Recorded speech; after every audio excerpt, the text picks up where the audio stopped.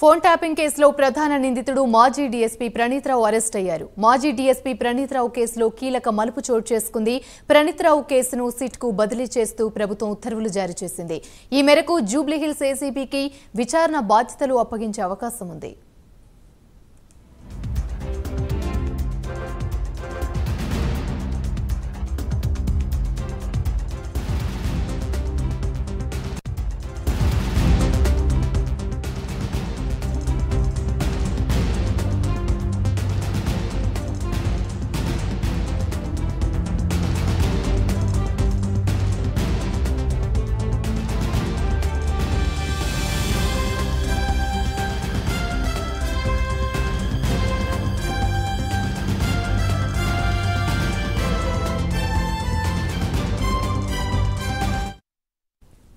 Phone tapping కేసులో ప్రధాన నిందితుడు మాజీ డీఎస్పీ ప్రణీత్రావు అరెస్ట్ అయ్యారు. మాజీ డీఎస్పీ ప్రణీత్రావు కేసులో కీలక మలుపు చోటు చేసుకుంది. ప్రణీత్రావు కేసును సిట్కు బదిలీ చేస్తూ ప్రభుత్వం ఉత్తర్వులు జారీ చేసింది. ఈ మేరకు జూబ్లీహిల్స్ ఏసీపీకి విచారణ బాధ్యతలు అప్పగించే అవకాశం ఉంది. ఇదే అంశానికి సంబంధించి మరిన్ని వివరాలు మా ప్రతినిధి కుమార్ అందిస్తారు. కుమార్, చెప్పండి. Thank you Amini. Phone tapping కేసులో ప్రధాన నిందితుడిగా ఉన్న ఎస్ఐబి మాజీ డీఎస్పీ ప్రణీత్రావును అయితే మంగళవారం పంజాగుట్ట పోలీసులు అయితే అరెస్ట్ చేశారు.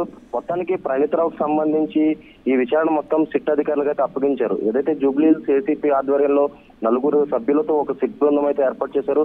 ప్రస్తుతం ఏదైతే నిందితుడు ప్రణీత్రావుకు సంబంధించి ఈ విచారణ మొత్తం సిట్ అధికారులు అయితే చూడనున్నారు.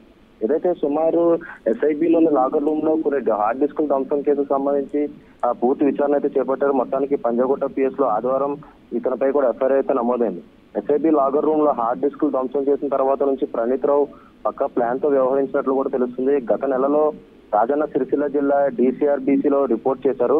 అక్కడ జాయిన్ అయిన 2 రోజులకే సిక్లు పెట్టినట్టు కూడా మనకు సమాచారం అయితే అందుతుంది. ప్రస్తుతం సస్పెన్షన్ కు 1 రోజు ముందే నుంచే DSRBకి వెళ్ళలేదని చెప్పి కూడా తెలుస్తుంది. ఈ క్రమంలో పోలీసు నుంచి తప్పించుకు తిరుగుతున్న ప్రణీత్రావుని ఇంటి వద్దలే పోలీసులు పూర్తిగా నిఘా పెట్టి పంజాగుట్ట పోలీసులు అయితే పట్టుకోవడం జరిగింది. మొత్తానికి సుమారు 10 లక్షల ఫోన్ రికార్డులు చేసినట్లు కూడా గుర్తించారు. అలాగే ప్రముఖ వ్యాపారవేత్తలు, రాజకీయ నాయకులు, బడా వ్యాపారవేత్తల ఫోన్లు కూడా ట్యాపింగ్ చేసినట్లు కూడా ప్రస్తుతం అధికారుల దగ్గర అయితే పూర్తిగా ఆధారాలు ఉన్న నేపథ్యంలో ప్రస్తుతం ప్రణీత్రావును అయితే పూర్తిగా విచారించారు. అలాగే ప్రణీత్రావు సెల్ ఫోన్లు కూడా స్వాధీనం చేసుకున్నారు. ప్రస్తుతం SSLకి అయితే పంపించడం జరిగింది. రిపోర్ట్స్ వచ్చిన తదనంతరం కూడా ఏదైతే ఆ ప్రణీత్రావు ఫోన్లని పూర్తిగా ఏవైతే ఉన్నాయో ఇవన్నీ బయటికి తీసే ప్రణాళిక అయితే పూర్తిగా సిద్ధం చేస్తున్నారు. Right, thank you.